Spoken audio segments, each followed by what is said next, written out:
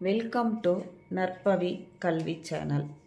12th standard accountancy unit 2 accounts of not for profit organization la illustration 7 நம்ம இப்ப பார்க்க போறோம். இந்த வீடியோ பார்க்கிறதுக்கு முன்னாடி சம்ம வந்து நல்லா படிச்சு புரிஞ்சிட்டு அதுக்கு அப்புறமா நீங்க என்ன பண்ணனும்னா இந்த சொல்யூஷன் போடுறதுக்கு ஸ்டார்ட் பண்ணனும். From the following receipt and payment account of Trichy Recreation Club, prepare income and expenditure account for the year ended 31st/3/2018. இப்போ receipt sideல கொடுத்திருக்காங்க. To opening balance cash in hand 11,000.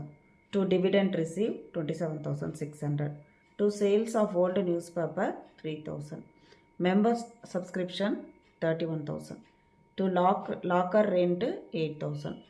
To interest on investment வந்து 1,250. To sales of furniture 5,000. Book value வந்து 4,400. By furniture purchase வந்து paymentல 10,000. Rent வந்து 2,800. Secretary honorarium வந்து 15,000.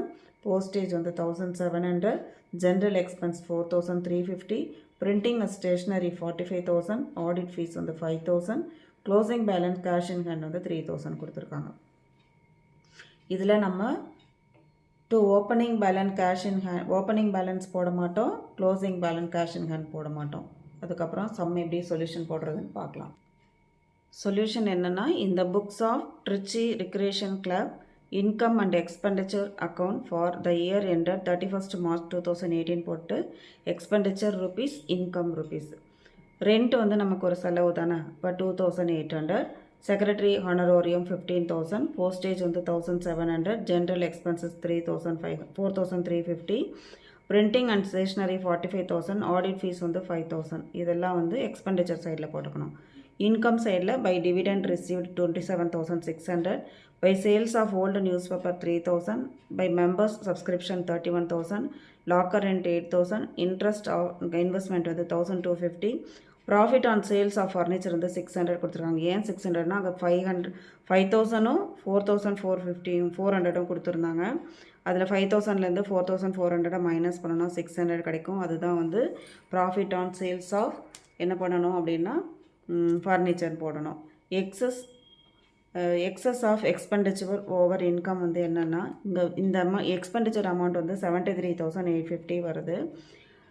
Income வந்து 71,450 வருது. அப்போது எக்ஸ்பெண்டிச்சர்ஸ் எல்லாம் அதிகமாக இருக்கிறதுனால இதிலேருந்து இதை மைனஸ் பண்ணுறோம். மைனஸ் பண்ணால் 2,400 வரும். அந்த 2,400 தான் excess of expenditure over income அப்படின்றது.